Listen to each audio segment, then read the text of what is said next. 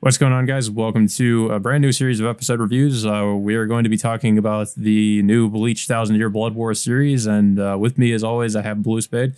I just want to say Yeah, it's very surreal just knowing that Bleach is finally back after like 10 years, I think.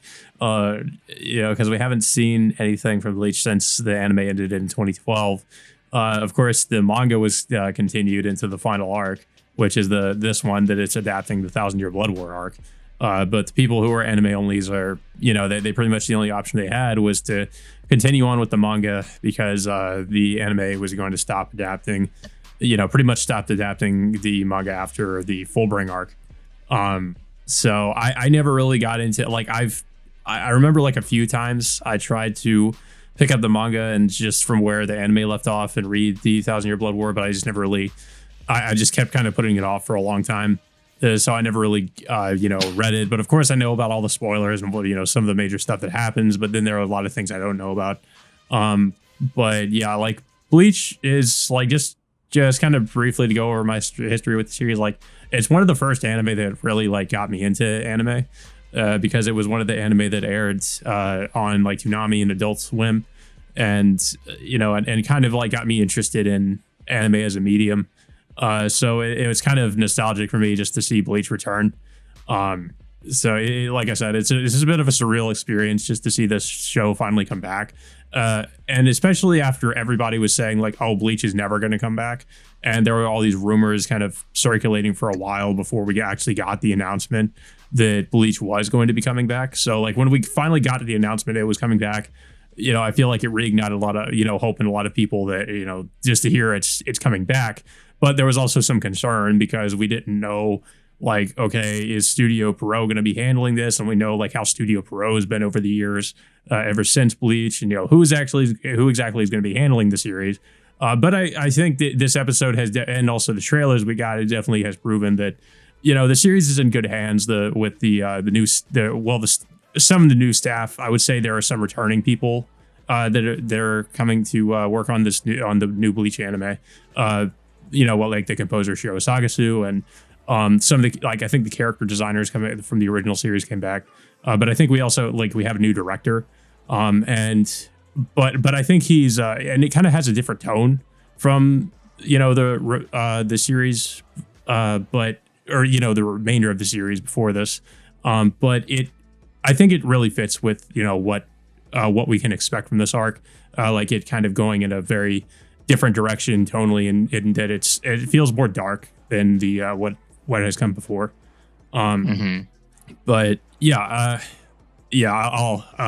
anyways, I don't know if you kind of want to just go over your thoughts about how this.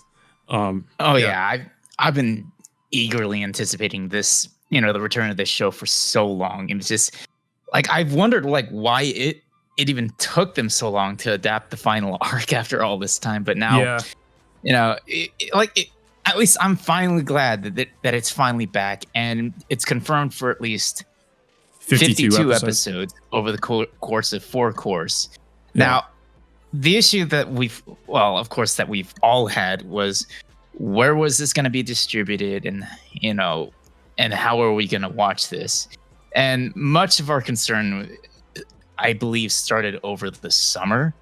I believe, I think when we, I think, what was it? The Anime Expo in Los Angeles happened. We got a new trailer of Bleach, but we never got confirmation of where it was going to be at streaming. And our initial impression was it was going to be streaming on Crunchyroll, which would be like the biggest streaming service for all of other anime. So we didn't get any news on that from Anime Expo. So then we wait until the Crunchyroll Expo in August. But while I was there, outside of people cosplaying or people selling merchandise from vendors, there was no ad, there was no trailer, there was no poster, and there was no panel. All the other stuff Crunchyroll was advertising was Chainsaw Man, My Hero Academia, Sword Art Online, the new movie that's coming out this fall, and among other different shows coming out sometime next year, but literally nothing on Bleach. which had me scratching my head. And then I think a week or two later, we started hearing rumors that Disney has purchased the rights for this show, which is like, yeah. like at first, we no heard rumors they were in a bidding war with Crunchyroll. That Disney and Crunchyroll were basically in a bidding war with who was going to retain the rights to Bleach. And of course, the rumor started to be that Disney won the bidding war, especially as more time passed, and Crunchyroll still was not advertising the 1,000-year blood war of Bleach. So like a lot of us were left in the dark, like as to if it was actually true, if Disney did, they had Bleach. But it started, a lot of people started to suspect that was the case because, like you said, they were not advertising Bleach at all, and they were really promoting like big series like Chainsaw Man. And if they're promoting Chainsaw Man, they should be promoting Bleach like even more than that. So the fact that they weren't doing that was like a massive red flag. Yeah, and then like people like major fans of the show, like including myself, were really starting to get agitated closer the release date was coming around. Like we were still getting teasers, we were still getting trailers. I mean, that's good and all, but where was this going to be, airing? Yeah. And then I think we kind of got somewhat of a confirmation from Johnny Young Bosch himself saying, "Oh, it'll be simulcasted on, on streaming services." So yeah, that's well and good, but the thing is, like, as we remember, like with Disney Plus previously airing summertime rendering, they kept that in. Well, I think they're still technically keeping it in Disney Jail right now for people in the US. So we still have no legal way to access that show, even after they finished airing it. After 25 some odd episodes. Yeah, so that was like another thing people were concerned about was that is this just going to be like kept in Disney Jail and like people are going to have to go to third-party sites to watch it. But the fact that it was confirmed at least it was going to be simulcasted, a lot of people were relieved to hear that. And of course, really not long before the airing of the first episode, we got the announcement that it was going to Hulu, and it was going to be, I think, streaming on Disney Plus as well.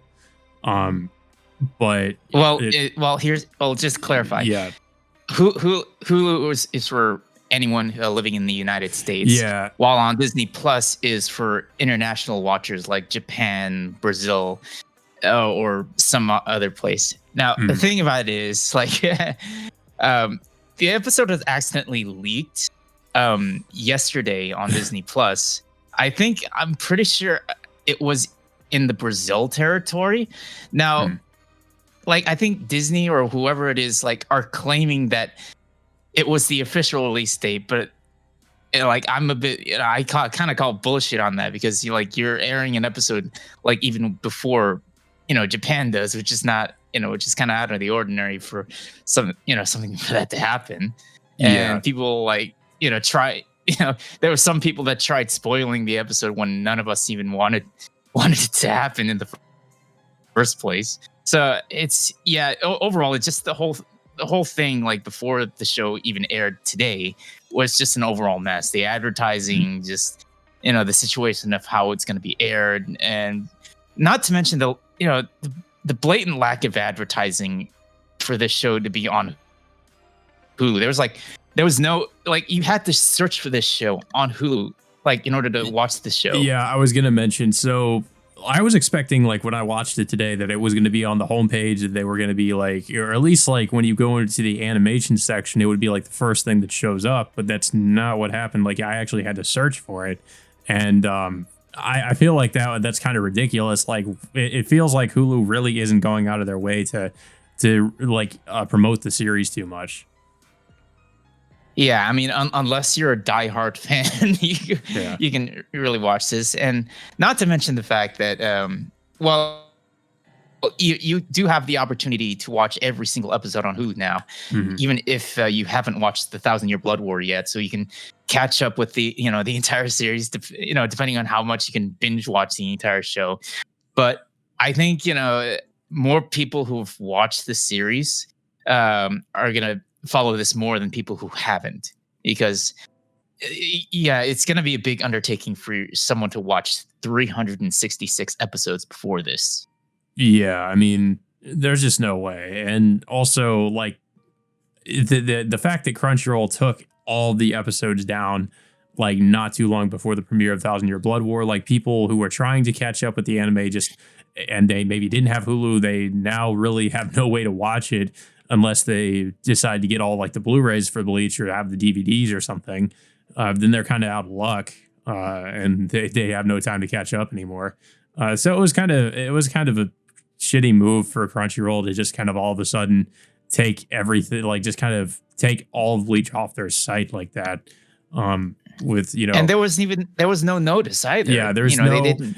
There should have at least been some kind of like, how Netflix has like the if something is leaving the service, it'll say like it's leaving on this date.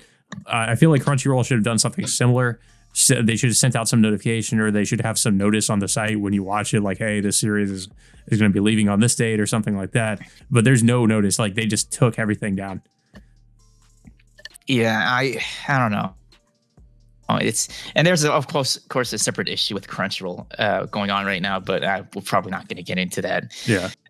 But anyway, let's finally talk about the episode. I mean, this episode really it's way different than how the series looked 10 years ago. Yeah, it's night and day. I mean, comparison. Overall, like, I mean, we already kind of knew how it was going to look based on all the trailers. But yeah, I mean, it's pretty much, I mean, if you've seen the trailers, it's pretty much what you expected, but just seeing it play out is just totally different. Like, it just feels like it, and it's like a lot of people that saw the screening of I think it was like the first 2 episodes at, I think it was, what was it, in New York, or was it New York Comic Con or somewhere else? I forget, but I'm pretty sure it was in New York just a few days ago. They said like it felt like movie quality, and that's seriously like how this feels like, but it looks, in my opinion, even better than the Bleach movies. And I feel like that's just because of the like the art style they're going for, like the lighting effects and all that.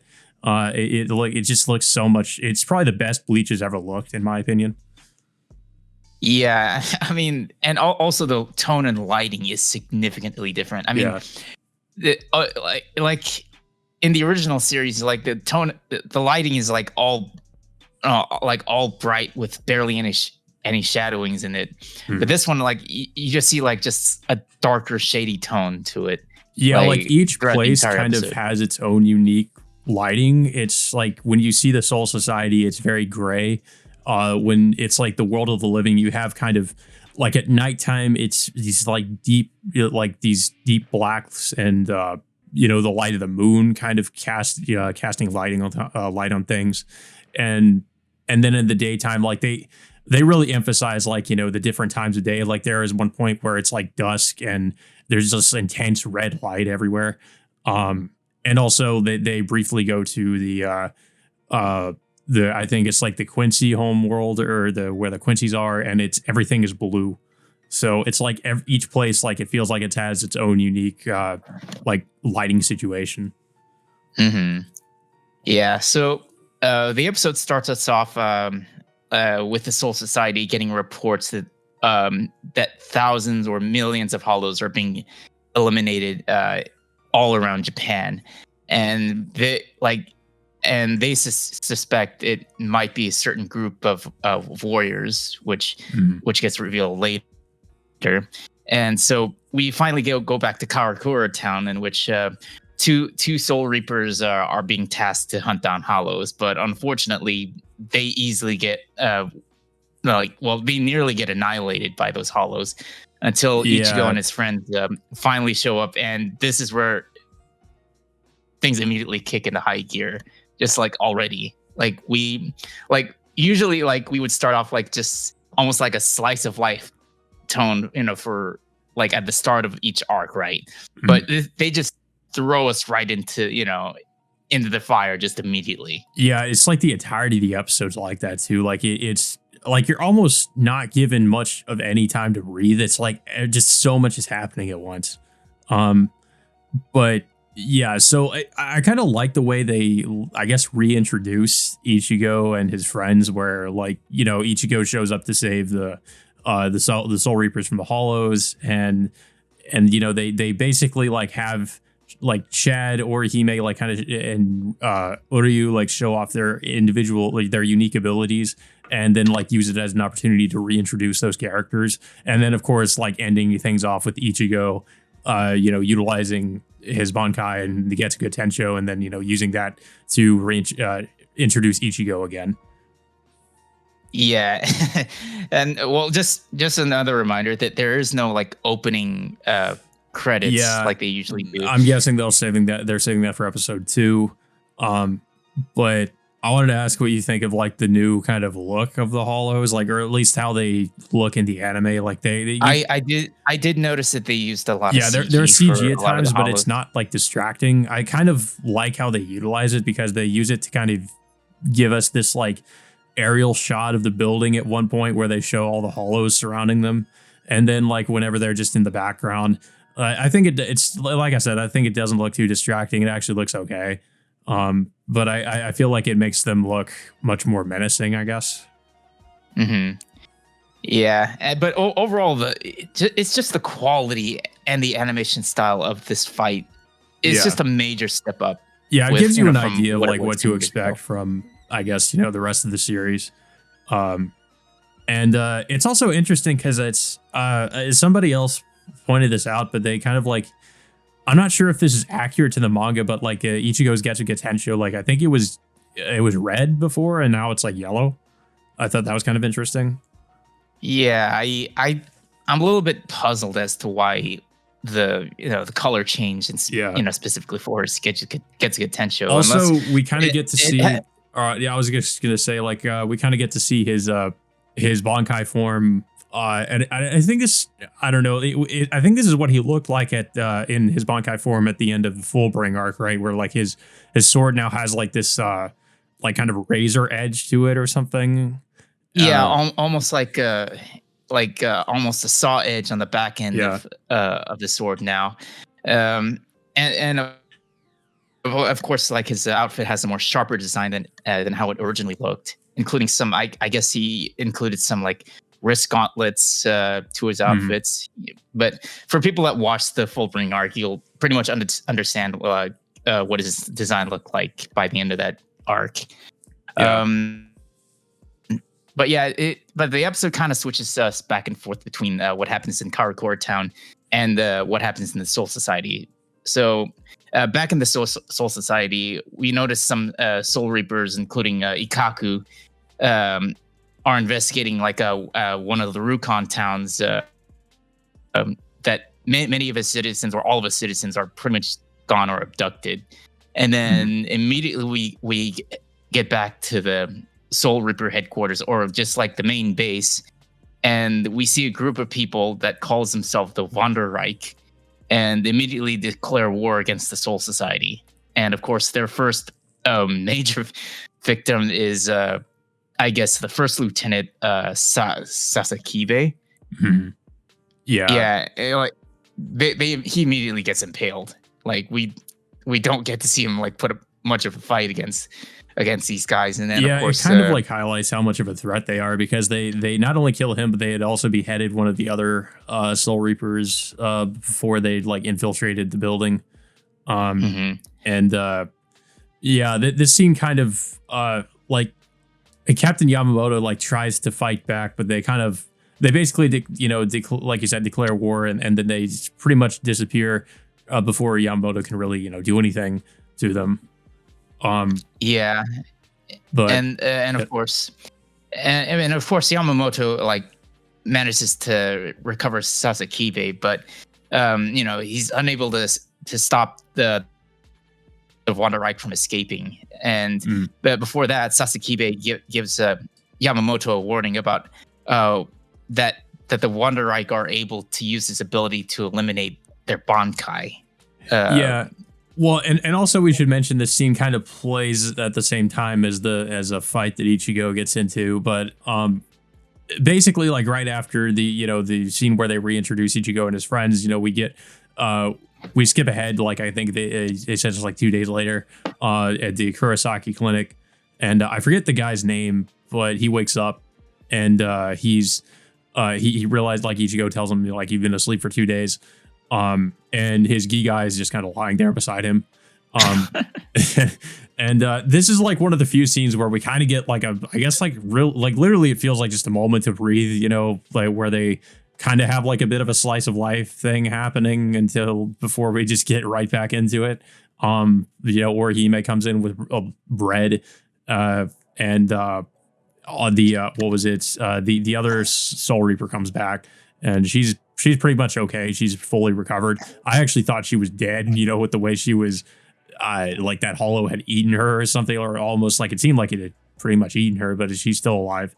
And then of course this is where we get, you know, like the introduction of Eburn, because he pretty much just shows up like just completely unannounced. Like it's kind of like this. I'm kind of noticing a trend. Like a lot of these characters just show up and they, you know, they don't announce themselves. They're just there, and you know, like that's what happens with Eburn. He's just standing on Ichigo's bed behind him, and Ichigo, like, it's funny because he kicks him out of his room, and I kind of was surprised. I was like not expecting Eburn, or, you know, because I was thinking like, oh, Eburn's gonna be like this really formidable character, but he got taken by surprise by Ichigo and just gets kicked out of his room.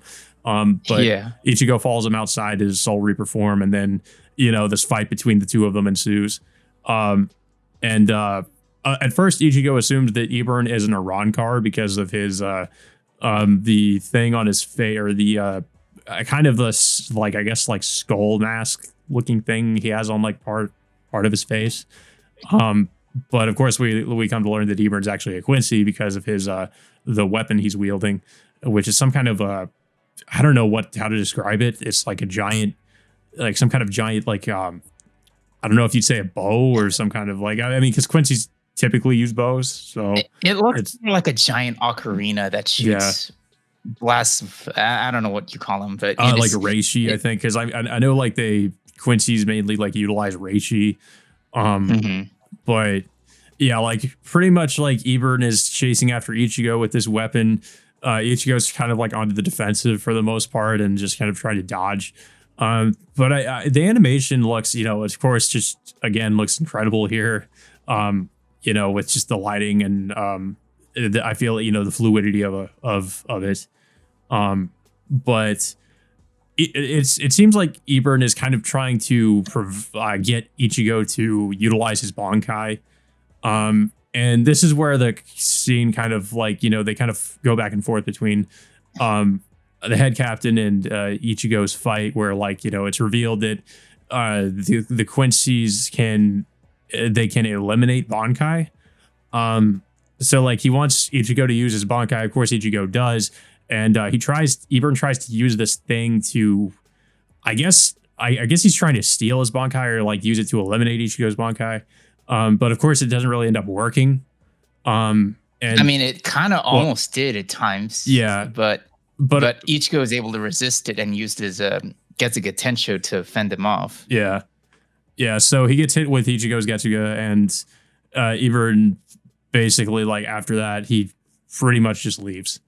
And of course I mean, it goes by so quick, it feels like, but the episode ends with us seeing for the first time the Quincy world. I don't know what its proper name is, but we see, you know, it pretty much ends with the introduction of this arc's main villain, because we see Eburn come back, and he's kind of bowing down to this character, and these other characters come in and are reporting to this guy.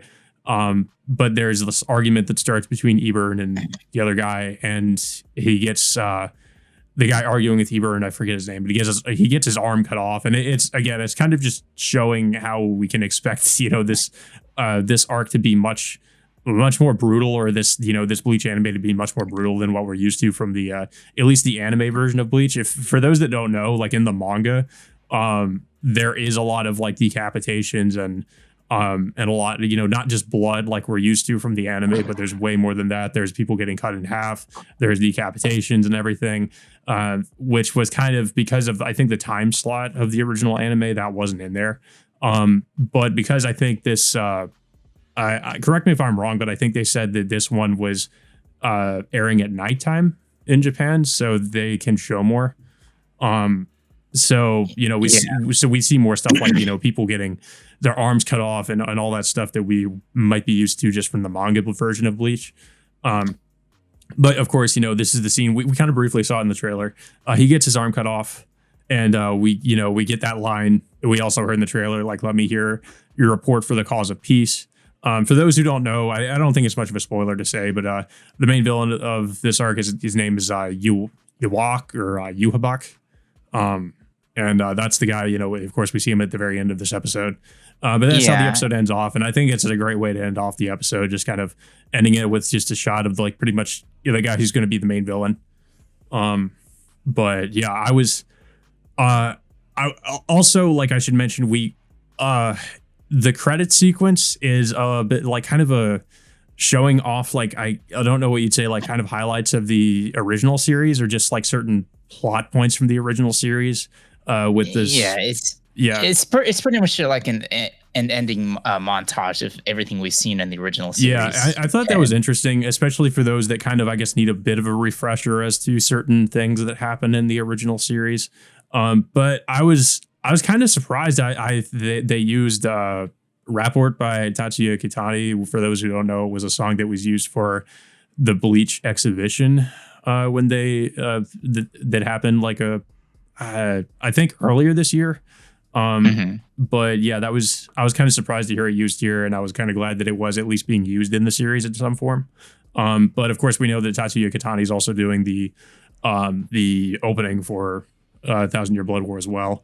But yeah, I thought that was really cool how they kind of showed off all these, all the big moments from the original series with that song playing.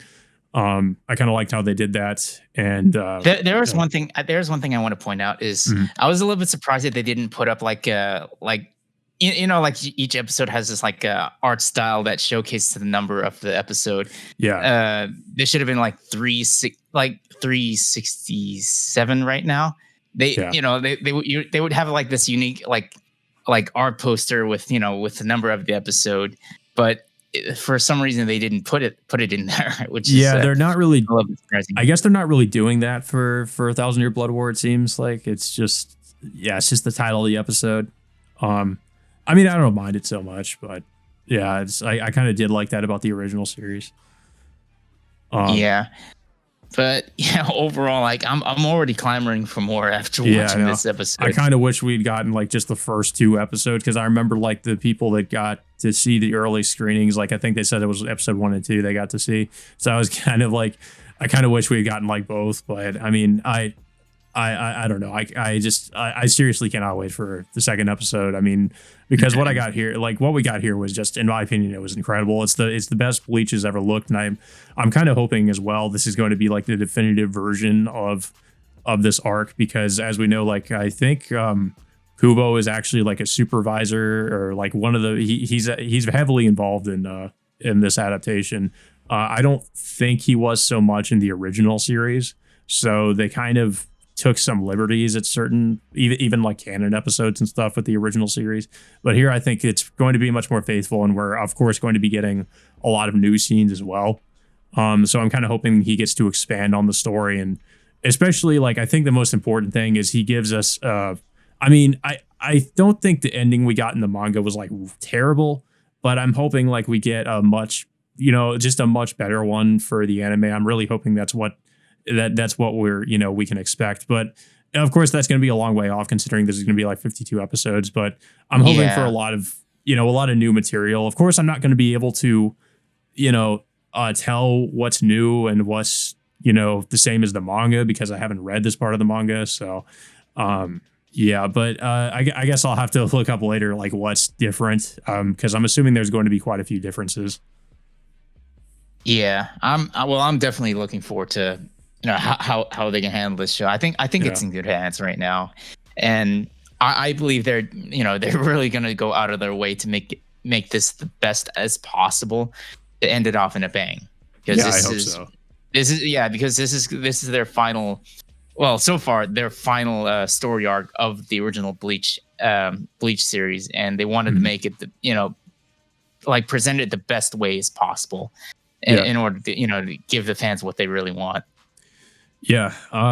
But yeah, I'm really impressed with what we got so far. This was, like I said, it's definitely worth the wait. I mean, we waited a long time, but I think it was totally worth it. Like you said, I also feel like the series is in good hands, as good as hands as any. And I also like that Kubo is directly involved this time. I think because of that, we can expect something, incredible from, hopefully from this anime. But aside from that, like I don't have too much else to say. This episode went by just really quick, and I really didn't want it to be over. Like it's so much happened at once, and hopefully in the next episode we get a little bit more time to breathe and just kind of, things slow down just a little bit. But I mean, things really just started off like really crazy with this arc in particular. So I don't know. We might get more of that. So who knows? But I don't know if you have anything else to say about this episode. Oh yeah. The remix of number 1 is still top notch. Yeah, we didn't really go over the soundtrack. So I guess we should briefly mention that they kind of like, it sounds like they remixed a lot of the original stuff from the series, but there's also some new tracks in there too, it sounds like. But yeah, the remix of number 1 was like, we heard a little bit of it in that one trailer, but yeah, the full thing sounds really great. And also like we'll probably hear remixes of stuff like Precipice of Defeat from the original series and probably some other things. But I'm also interested in hearing some new tracks that Sagasu has composed for it. Yeah, you can definitely tell it is Sagasu. Yeah, I mean, sometimes I confuse it with with watching Evangelion, with everything that I've watched, including the latest movie. There is some similarities with some of the tracks of Bleach and with some of what he's done from Evangelion. Mostly like whenever they have like a chorus in the background, it sounds a lot like Evangelion. But then there's a lot of unique things to Bleach as well. I can pretty easily differentiate like the Bleach soundtrack from like Evangelion. So, but yeah, I think Sagasu, he's a really talented composer. I'm glad he's back on board with for the new series. I really feel like everybody's like giving it their all with with this new series. It just feels that way. But yeah, that all being said, guys, let us know what you thought about this episode in the comments. And until next time, we will see you all later.